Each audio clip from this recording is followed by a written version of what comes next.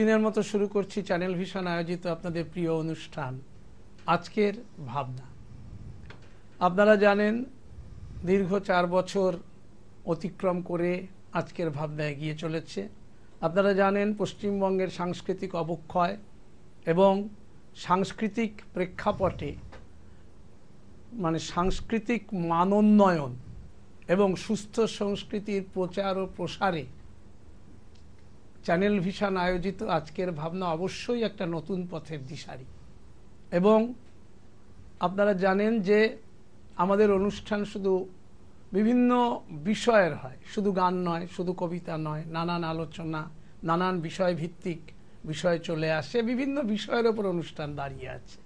কাজেই আপনারাও আমাদের সেই অনুষ্ঠান দীর্ঘদিন ধরে আপনারাও দেখেন, আমরাও অনুপ্রাণিত হই।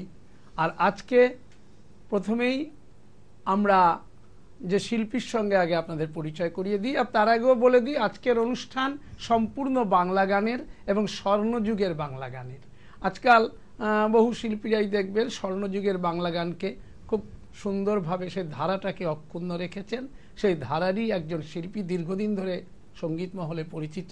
আমার বাঁদিকে শিল্পী মৌসুমী গুহ, নমস্কার। আর আমার ডান দিকে তবলায় অভিজিৎ চক্রবর্তী, আর একেবারে বাঁদিকে পারকাশনে বিপ্লব সরকার। নমস্কার। আমরা এবার আর কথা বাড়াবো না, সরাসরি শিল্পীর গানে চলে যাচ্ছি। আকাশ প্রদীপ জ্বলে দূরের তারার পানে, আমার নয়ন দুটি শুধুই তোমারে চাহে, ব্যথার বাদলে যাচ্ছে। আকাশ প্রদীপ জ্বলে দূরের তারার পানে,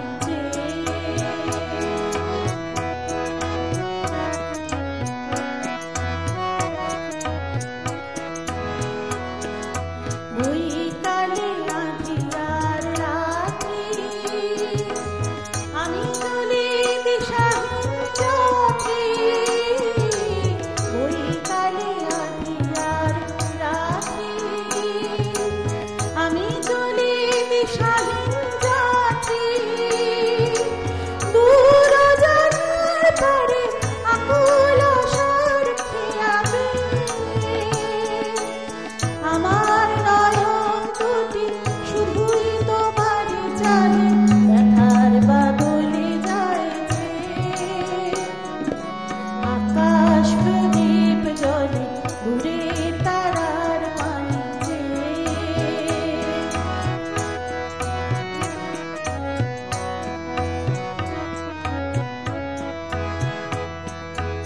কত কাল আর কত কাল এই পথ চলা ওগো চলবে, কত রাত এই হিয়া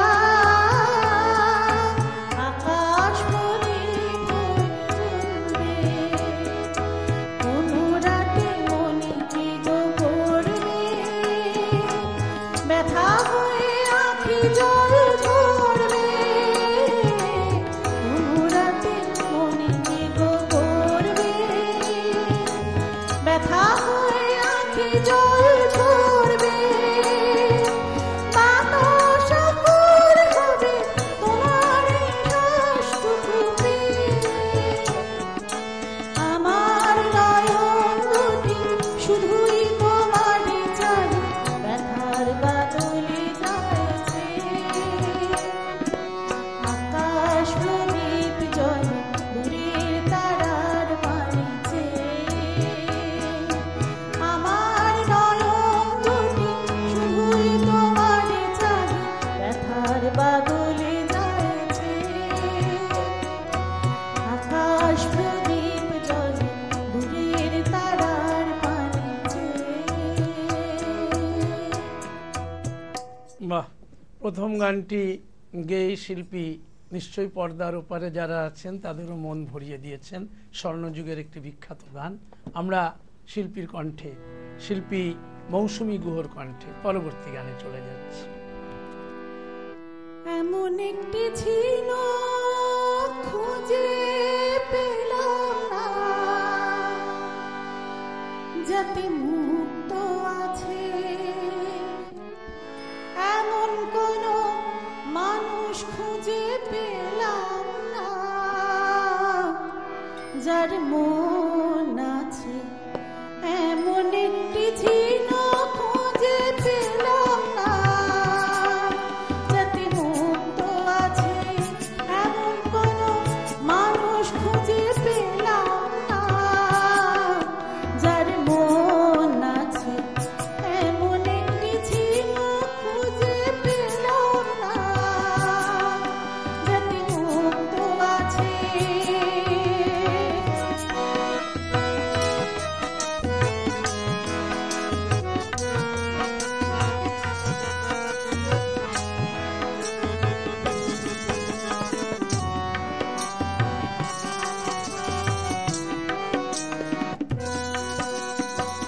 শুনে গেলাম অনেক কথা, অনেক গল্প, অনেক গাথা, শুনে গেলাম অনেক কথা, অনেক গল্প, অনেক গাথা, এমন একটি কথা খুঁজে পেলাম না, যাতে সত্যি আছে এমন একটি ছিল খুঁজে পেলাম না, যাতে মুক্ত আছে এমন কোন মানুষ খুঁজে পেলাম না, যার মন আছে এমন একটি ছিল খুঁজে পেলাম না, যাতে মুক্ত আছে।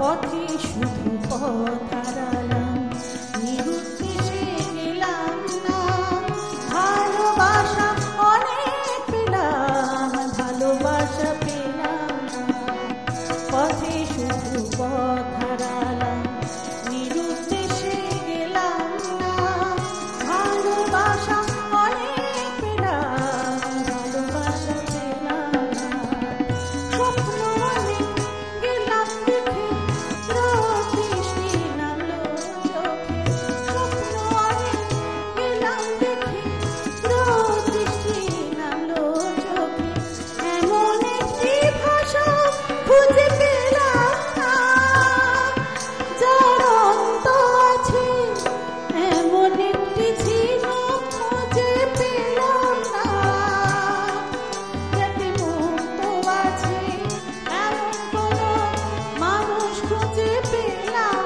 না, যার মন আছে এমন একটি ছিল খুঁজে পেলাম না, যাতে মুক্ত আছে এমন কোন মানুষ খুঁজে পেলাম না, যার মন আছে এমন একটি ছিল খুঁজে পেলাম না, যাতে মুক্ত আছে। বাহ, আমরা শিল্পীর কণ্ঠে এবার যে গানটি শুনলাম অত্যন্ত জনপ্রিয় গান, নির্মলা মিশ্রের কণ্ঠে স্বর্ণযুগের সেই বাংলা গান। আর সত্যি কথা বলতে গেলে কি জানেন, যে তৎকালীন যে লেখা, যে গীতিকাররা যেভাবে লিখতেন, আমরা আজকাল কিন্তু সেই ছায়া পাই না।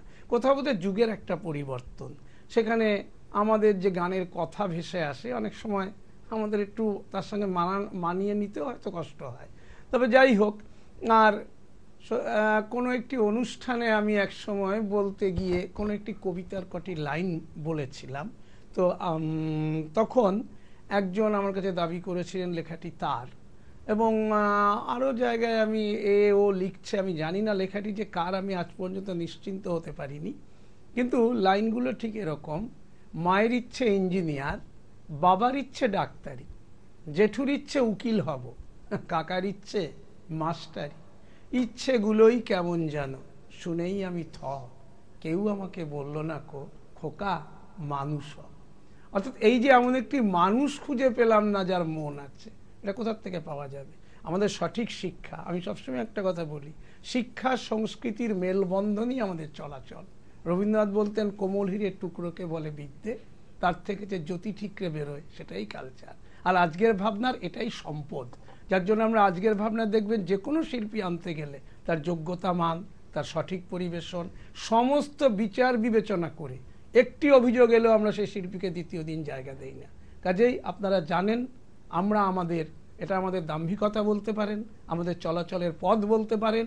আমরা সঠিকভাবে পশ্চিমবঙ্গের সাংস্কৃতিক জগৎটাকে পরিচালিত করার চেষ্টা করি।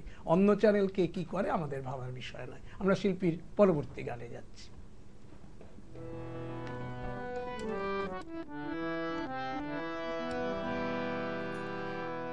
আজ বিকেলে ডাকে তোমার চিঠি পেলাম, আজ বিকেলে ডাকে তোমার চিঠি পেলাম, রঙিন খামে রঙে লেখা আমার নাম, আজ বিকেলে ডাকে তোমার চিঠি পেলাম।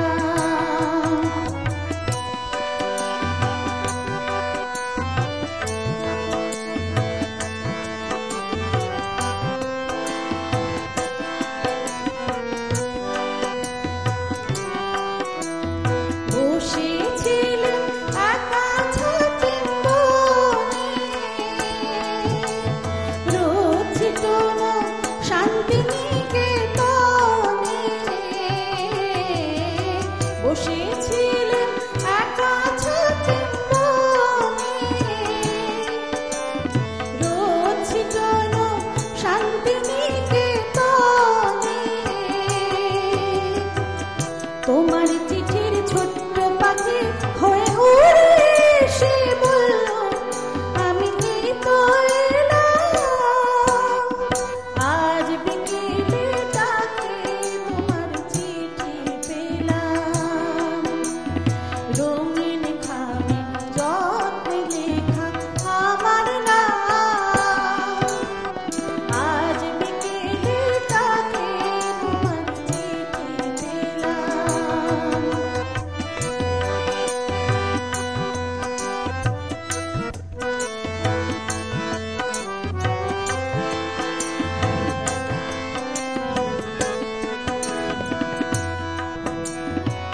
গন্ধ মাখা মিষ্টি চিঠিটাতে ছোট্ট কটি কথা, কেমন আছো তুমি, সেইটুকুতে শুকনো মরা ডালে ফুল ফুটিয়ে দিল দুরন্ত মৌসুমি, গন্ধ মাখা মিষ্টি চিঠিটাতে ছোট্ট কটি কথা, কেমন আছো তুমি, সেইটুকুতে শুকনো মরা ডালে ফুল ফুটিয়ে দিল দুরন্ত মৌসুমি, ভালোবাসার এই যে ছোট্ট পাখি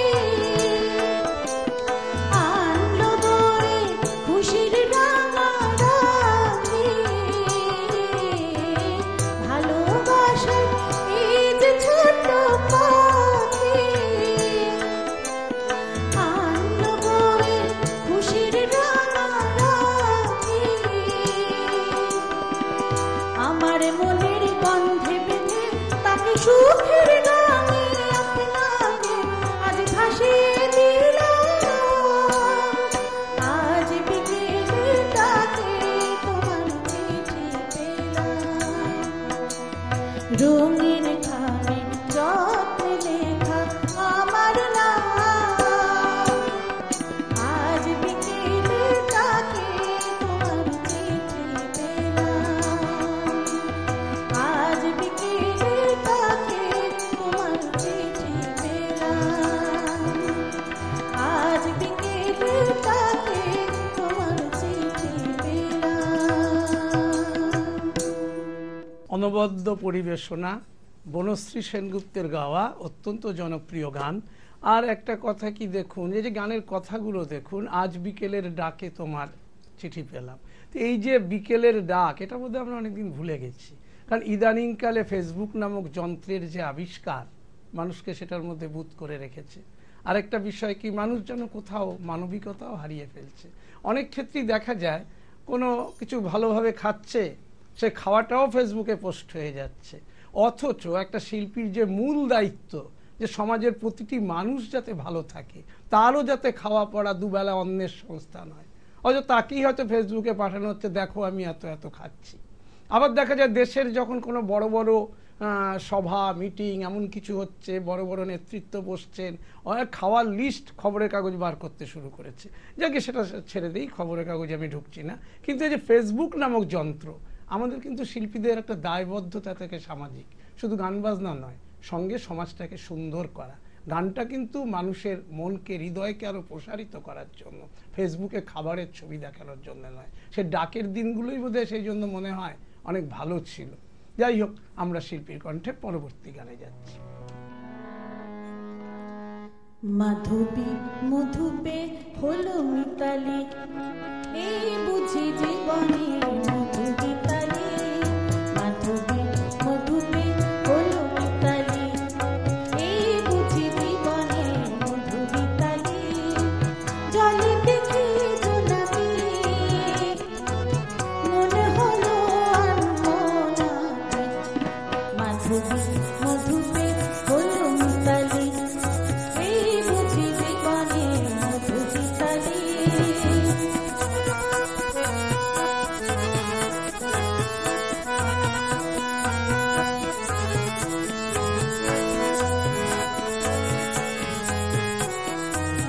তাই কি বাতাস ফুলের গন্ধে ভরানো, তাই কি নয়ন মধু স্বপ্ন জড়ানো। তাই কি বাতাস ফুলের গন্ধে ভরানো, তাই কি নয়ন মধু স্বপ্ন জড়ানো। যদি চুপি চুপি কথা বলে মন, সেই কথা বলো বোঝায় শোনাতে। জলে দেখি জোনাকি, মনে হলো আনমনাকি। মাধবী মধুতে হলো মিতালি, এই বুঝি জীবনে মধু গীতালি।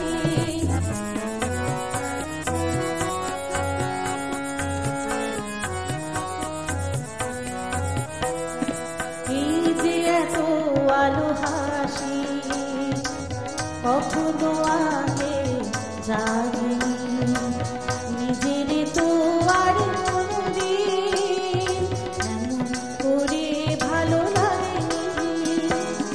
এই যে এত আলো হাসি, কখনো আগে জাগিনি, নিজের তো আর কোনোদিন এমন করে ভালো লাগেনি।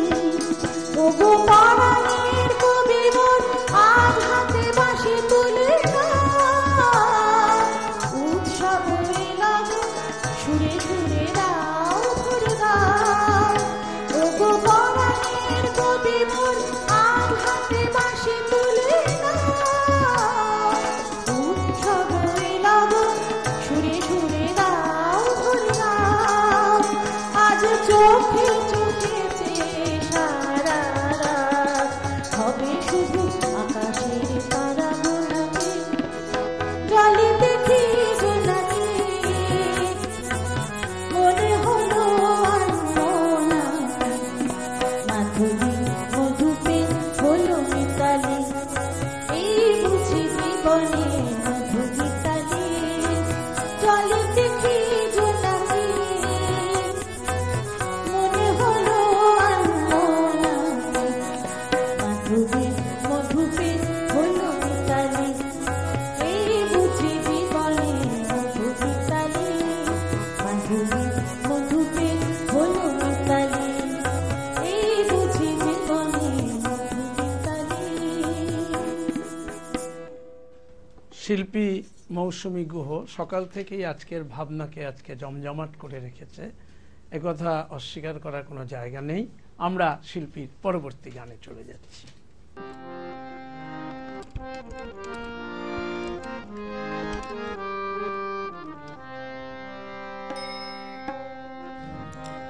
সাত রঙা এক পাখি পাতার ফাঁকে ডালে ডালে ফুলছে ডাকা ডাক। সাত রঙা এক পাখি পাতার ফাঁকে ডালে ডালে ফুলছে ডাকা ডাক। সাত রঙা এক পাখি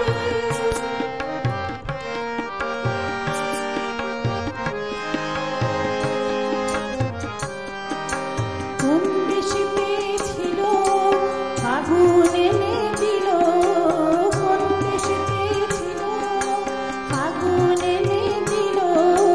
ঘাসের ফুলের পরশ দিয়ে বাঁধিল মিলনে রাখি। সাত রঙা এক পাখি পাতার ফাঁকে ডালে ডালে করেছে ডাকা ডাক। সাত রঙা এক পাখি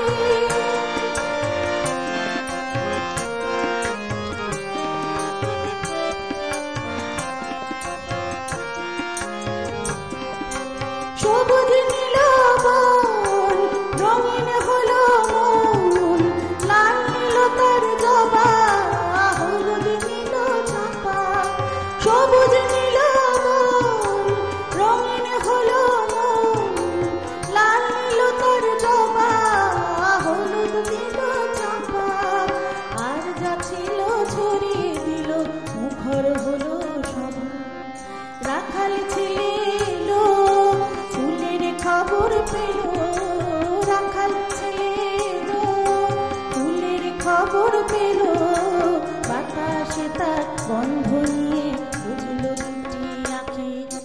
সাত রঙা এক পাখি পাতার ফাঁকে ডালে ডালে করেছে ডাকা ডাক। সাত রঙা এক পাখি পাতার ফাঁকে ডালে ডালে করেছে ডাকা ডাক। সাত রঙা এক পাখি পাতার ফাঁকে ডালে ডালে করেছে ডাকা ডাক। সাত রঙা এক পাখি। আপনারা শিল্পী মৌসুমী গুহ আজকের ভাবনায়, চ্যানেল ভিশন আয়োজিত আজকের ভাবনায় তার প্রথম আবির্ভাবই অবশ্য আপনাদের মন নিশ্চয়ই জয় করে নিয়েছে, এটা বলার অপেক্ষা রাখে না। তবু এবার শিল্পীর কাছে আমরা কিছু একটু কথায় বার্তায় আসি। আপনার এই যে গানের প্রতি যে গান গেয়ে যাওয়া, প্রচেষ্টা চালানো, গানকে ভালোবাসা, এটা কোথা থেকে এলো? আমাদের ফ্যামিলিতে কেউই গান বাজনা করে না, মানে সব ডাক্তার ইঞ্জিনিয়ারের ফ্যামিলি। তার মধ্যে আমার বাবা ব্যতিক্রম এবং আমার মা ব্যতিক্রম। আমার বাবার নাম স্বর্ণযুগের গানে আমার বাবার নাম আছে তেজুময় গুহ।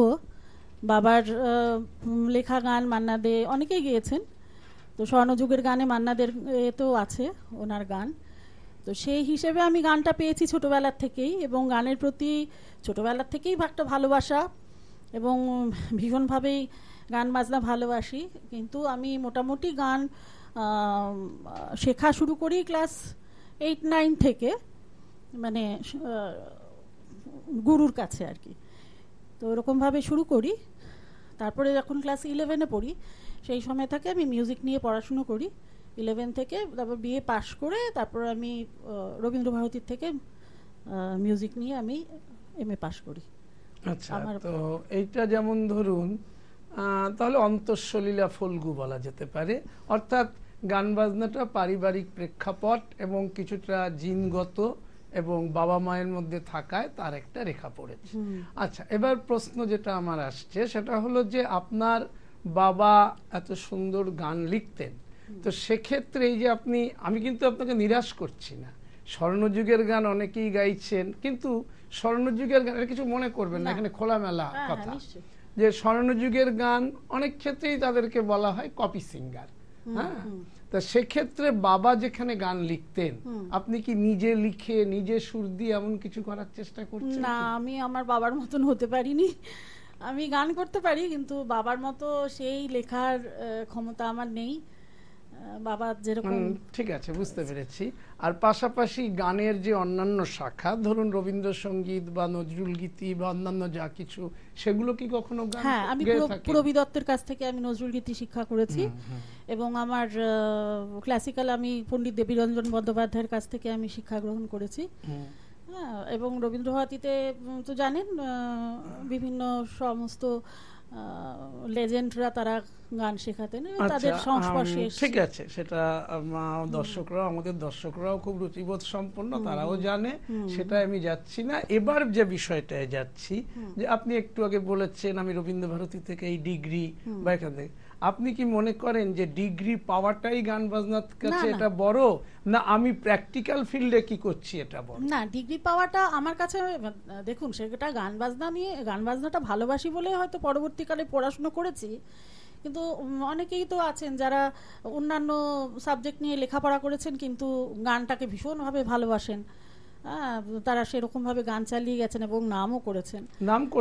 কিন্তু আজকাল অনেককে যখন বলতে শোনা যায় আমি অমুক কেন্দ্র থেকে সপ্তমী, আর অমুক গান যখন গাইতে যাচ্ছে তার গলা দিয়ে সুর বেরোচ্ছে না, হারমোনিয়াম বাজাতে পারছে না, অথচ অমুক কেন্দ্র থেকে ষষ্ঠ ইয়ার। দেখুন, আমি খুব স্পষ্টবাদী মানুষ, কিছু এটা পশ্চিমবঙ্গের সাংস্কৃতিক জগৎ আমাকে জানে, তাতে আমার সোজা কথায় কোনো কষ্ট নেই, স্পষ্ট কথায় কষ্ট নেই।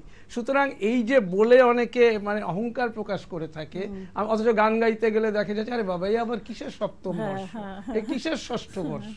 তাহলে এইগুলো কি কিছুটা, রবীন্দ্রনাথ বলতেন অল্প মূল্য দিয়ে চুরি করা খ্যাতি ভালো নয়, ভালো নয় নকল সে শৌখিন মজদুরি। তাহলে নকল শৌখিন মজদুরি কি আপনি পছন্দ করেন? আমি একদমই পছন্দ করি না। আমি গানটার উপরেই আমি ফোকাস সবাইকে রাখতে বলবো, এবং ভালোভাবে গানটা চর্চা করা। এবং দেখুন, গানটা সারা জীবন থাকে মানুষের সাথে, হ্যাঁ, মানে আমৃত্যু, কিন্তু গান কিন্তু আপনাকে ছেড়ে যাবে না। না, কিন্তু আপনার বাবা যখন লিখতেন, কারো কারো লেখায় সুর দেওয়ার চেষ্টা কি আপনি করবেন না? কিছু ক্রিয়েটিভ কাজকর্ম করার কি ইচ্ছে নেই? ক্রিয়েটিভ বলতে আমি অ্যাকচুয়ালি বাচ্চাদের নিয়ে কিছু করেছি, বাচ্চাদের গান বাচ্চাদের সাথে করি, কিন্তু তার বাইরে মানে বাবার লেখাতে আমার সুর দেওয়ার মানে আমি চেষ্টা করিনি, আমার ধৃষ্টতা নেই, আমি চেষ্টা করিনি। কেন, বাবার সুরে, বাবার গানে লেখাতে প্রচুর মানে নাম করা যারা আর কি গীতিকার, সুরকার আর কি, তারা সুর দিয়েছেন বলে আমি আর ওইদিকে কিছু করি না। ঠিক আছে, অনেক ধন্যবাদ আপনাকে, আপনার মূল্যবান সময় নষ্ট করে আমাদের আজকের ভাবনায় আপনি এসেছেন। চ্যানেল ভিশন আয়োজিত আজকের ভাবনাতে আবার আরেকদিন আপনাকে আসার আমন্ত্রণ জানিয়ে রাখলাম। ধন্যবাদ। আর সেই সঙ্গে ভালো লাগলো, সেই সঙ্গে শিল্পী মৌসুমী গুহ, অভিজিৎ চক্রবর্তী ও বিপ্লব সরকারকে সঙ্গে নিয়ে আমি তাপস নাগ আজকের মতো আপনাদের কাছ থেকে বিদায় নিচ্ছি। কিন্তু যাবার আগে প্রতিদিন যা বলে যাই, আগামীকাল ঠিক সকাল 7:30 আবার দেখতে ভুলবেন না চ্যানেল ভিশন আয়োজিত আপনাদের এই প্রিয় অনুষ্ঠান, জনপ্রিয় অনুষ্ঠান, যে অনুষ্ঠান প্রতিদিন আপনাদেরকে মাতিয়ে রাখে, কিছু শিক্ষামূলক বিষয় আপনাদের সামনে এনে থাকে, এবং যে অনুষ্ঠানে আপনারা একটা বৈচিত্র্য লক্ষ্য করে থাকেন, যে শুধুমাত্র কিছু গান হয়ে গেল, কিছু কবিতা হয়ে গেল, কিছু আবৃত্তি হয়ে গেল, বা কিছু নাচের অনুষ্ঠান হয়ে গেল, তা কিন্তু নয়। এবং বহু বিষয়ের ওপর আপনারা অনেক আলোচনাও এখানে পেয়ে থাকেন নানাবিধ। যাই হোক, আজকের মতো আপনাদের কাছ থেকে বিদায় নিচ্ছি। আগামীকাল ঠিক সকাল 7:30 আবার দেখতে ভুলবেন না চ্যানেল ভিশন আয়োজিত আপনাদের প্রিয় অনুষ্ঠান আজকের ভাবনা। নমস্কার। চ্যানেল ভিশন আয়োজিত গান, কবিতা, সাহিত্য ও আড্ডার এক অভিনব অনুষ্ঠান আজকের ভাবনা। অনুষ্ঠানে উপস্থিত থাকবেন বিশিষ্ট আবৃত্তিকার তাপস নাগ। অংশগ্রহণের জন্য যোগাযোগ করুন স্ক্রিনে দেওয়া নাম্বারে। অনুষ্ঠানটি দেখুন প্রতিদিন সকাল 7:30। চ্যানেল ভিশন আয়োজিত গান, কবিতা, সাহিত্য ও আড্ডার এক